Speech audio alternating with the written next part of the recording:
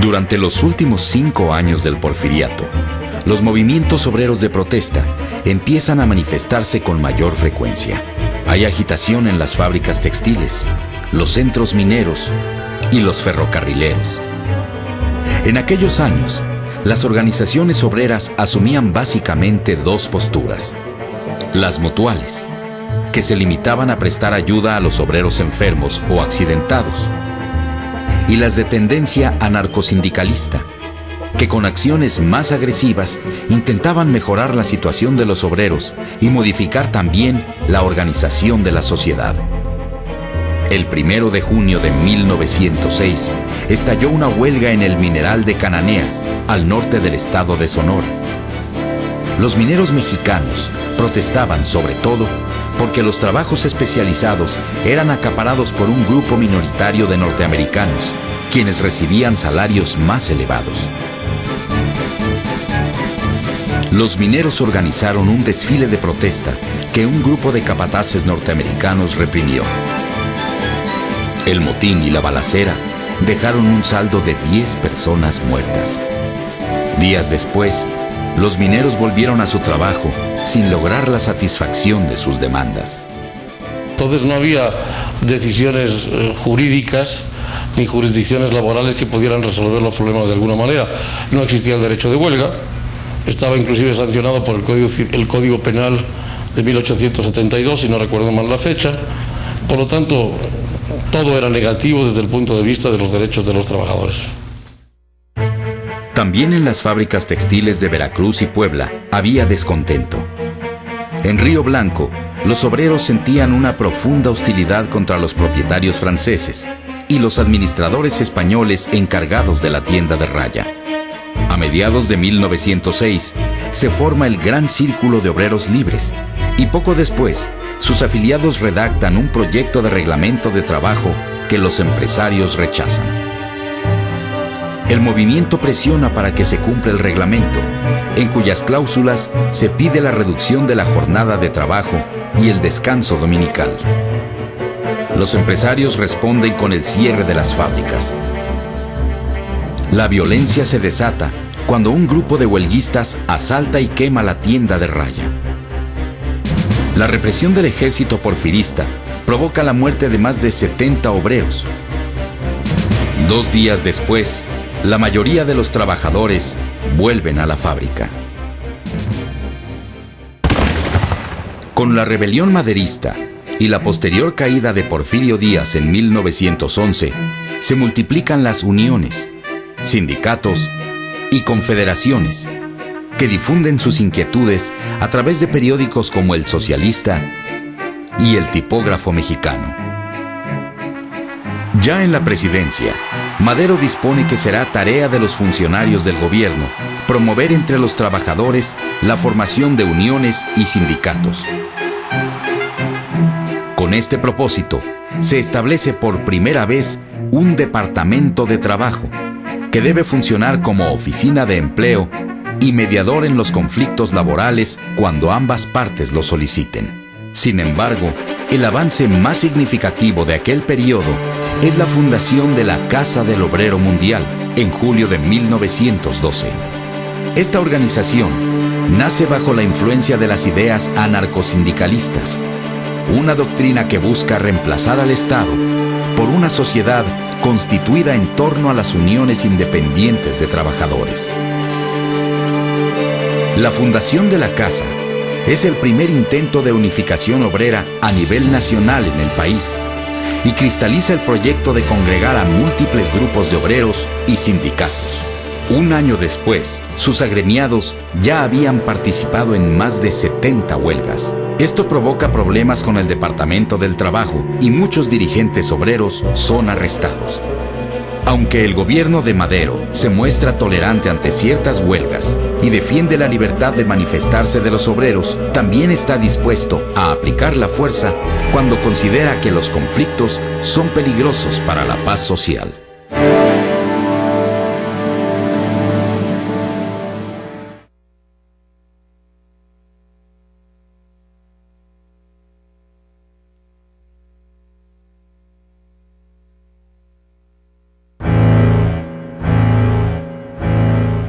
A pesar del clima de terror que se vive durante los primeros meses de la dictadura de Victoriano Huerta, la Casa del Obrero Mundial logra organizar una gran manifestación para conmemorar el Día del Trabajo.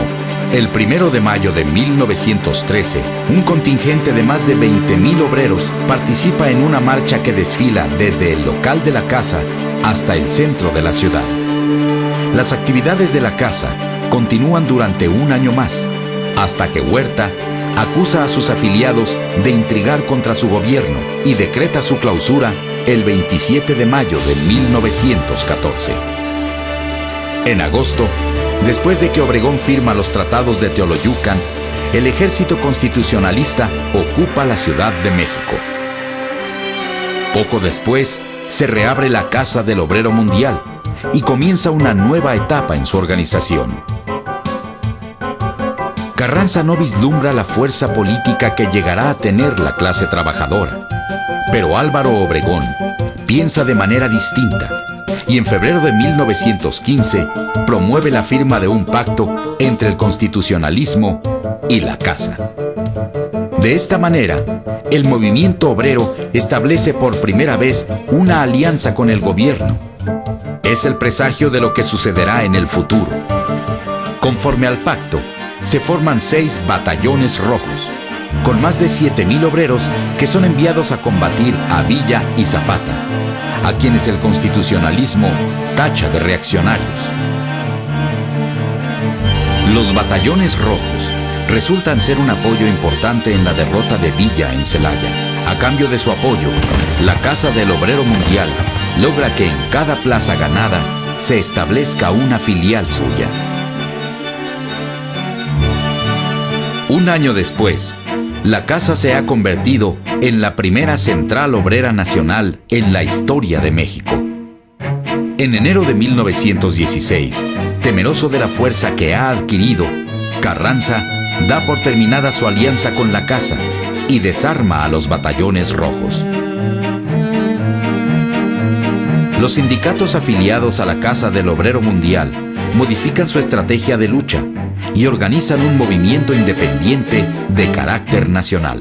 El 31 de julio de 1916 decretan una huelga general en la Ciudad de México, en protesta por la inflación que desata la pérdida de valor de la moneda.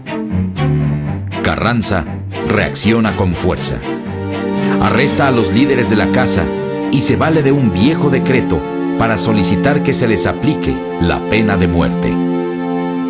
El tribunal militar encargado de juzgarlos los absuelve al reconocer las razones económicas de su lucha. El 2 de agosto, a sugerencia de Obregón, los dirigentes que continúan libres deciden la disolución de la casa. Con ello finaliza una etapa fundamental para el movimiento obrero mexicano.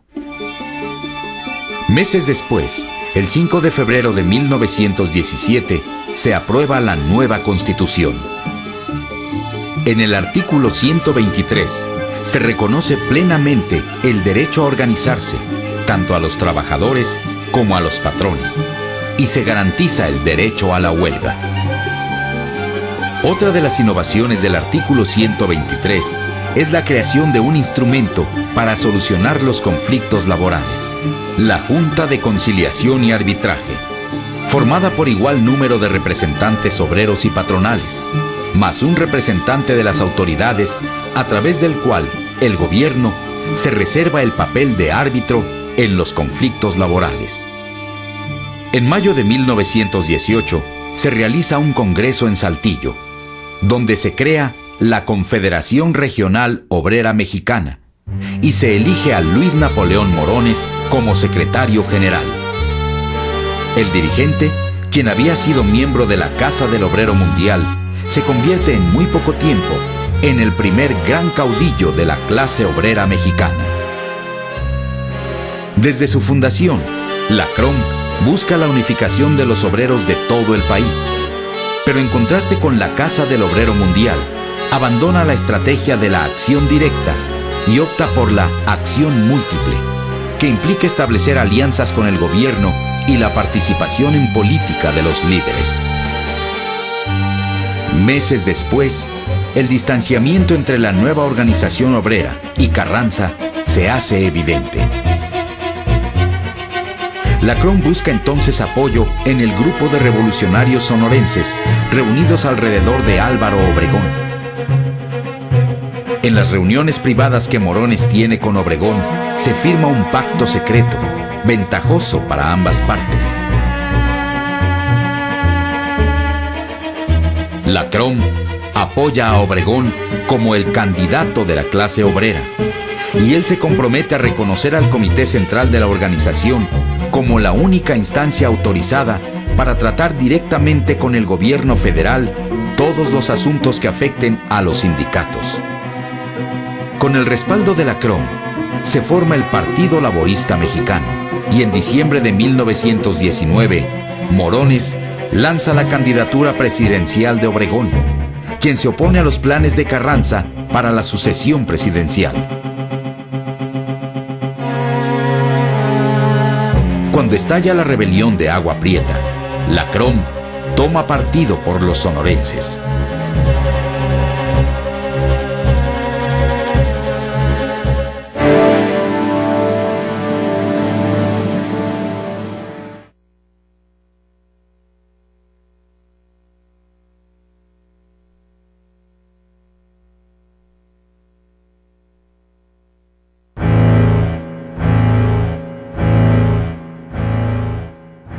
En recompensa por el apoyo prestado, ya siendo presidente, Obregón otorga puestos en el gobierno a los líderes de la CROM. Luis Napoleón Morones es nombrado director del Departamento de Establecimientos Fabriles, y su hombre de confianza, Celestino Gasca, llega a ser gobernador del Distrito Federal. La organización obrera más grande del país se integra a las filas del gobierno, y la importancia de Morones empieza a crecer. También en esa época se fundan organizaciones rivales de la CROM, en su mayoría radicales, de tendencia anarquista o comunista, como la Confederación General de Trabajadores. En aquella época, los militantes de la CGT se enfrentan a los pistoleros de Morones. Hay combates callejeros y balaceras, pero la CROM prevalece, porque el gobierno apoya sus intereses tanto en la calle como en los centros fabriles. También el movimiento obrero se formó así, a base de pistolas a veces. Incluso Morones resulta herido durante una balacera en la Cámara de Diputados. Cuando Plutarco Elías Calles llega a la presidencia en 1924, coloca a Morones en el Ministerio de Industria, Comercio y Trabajo. Calles apoya a la CROM, la reconoce como la organización obrera mayoritaria en el país y otorga puestos en el gabinete a otros dirigentes. A cambio, la CROM se compromete a apoyar las iniciativas de Calles en materia económica. El Partido Laborista se convierte en el brazo político de Calles, y desde el gabinete, Morones establece alianzas con los empresarios para alentar la producción a cambio de mejores salarios y condiciones de trabajo para sus agremiados. Las acciones de la CROM representan la paulatina integración del movimiento obrero a la mecánica estatal. Mientras tanto, el poder de Morones crece desmesuradamente. Al mismo tiempo se utilizan todos los recursos para acabar o neutralizar a cualquier movimiento sindical rival de la CROM.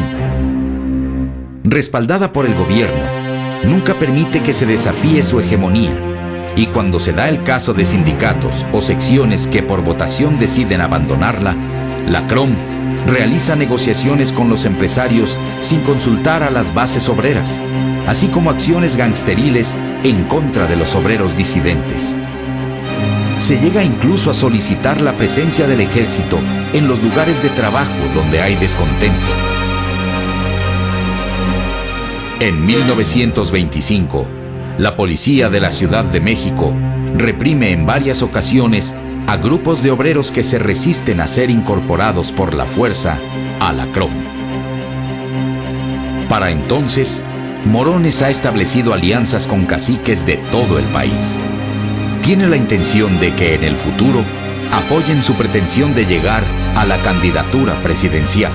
Además de poder, en unos cuantos años, Morones acumularía una considerable fortuna.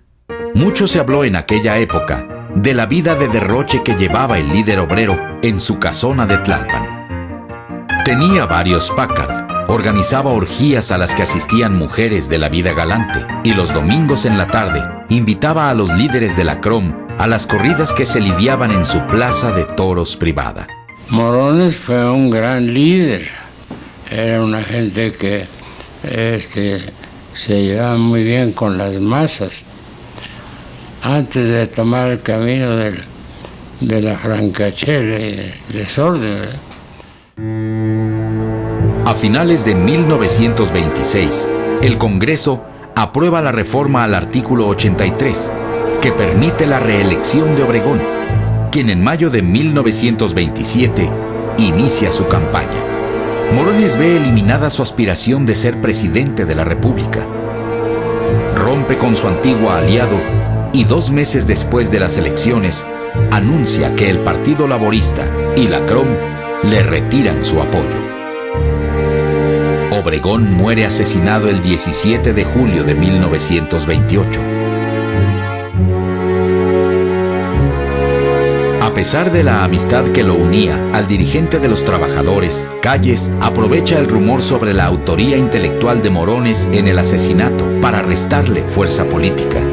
Morones se ve obligado a renunciar a su puesto y el poder de la CROM empieza a declinar.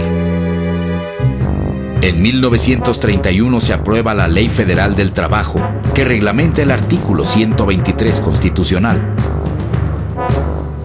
En la nueva legislación se reafirma el derecho a la huelga, pero al mismo tiempo, el Estado impone un complejo mecanismo de manipulación y control a través de las juntas de conciliación.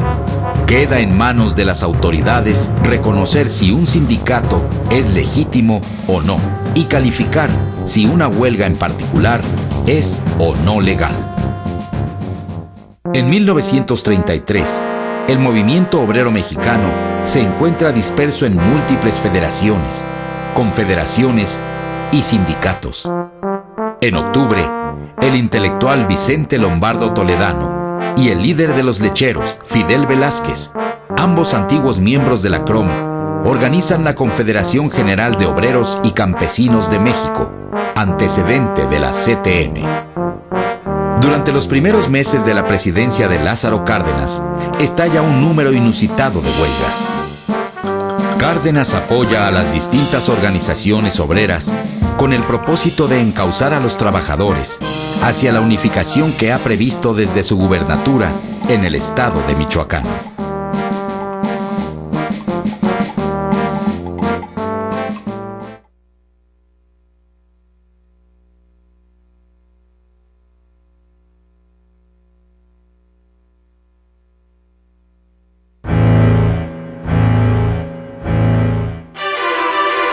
En junio de 1935, el general Calles hace declaraciones a la prensa y manifiesta su desacuerdo con la política laboral del gobierno de Cárdenas. Como respuesta a las declaraciones del jefe máximo, los obreros se unen y forman el Comité de Defensa Proletaria. Su propósito, además de apoyar al presidente, es crear una agrupación obrero-campesina a nivel nacional.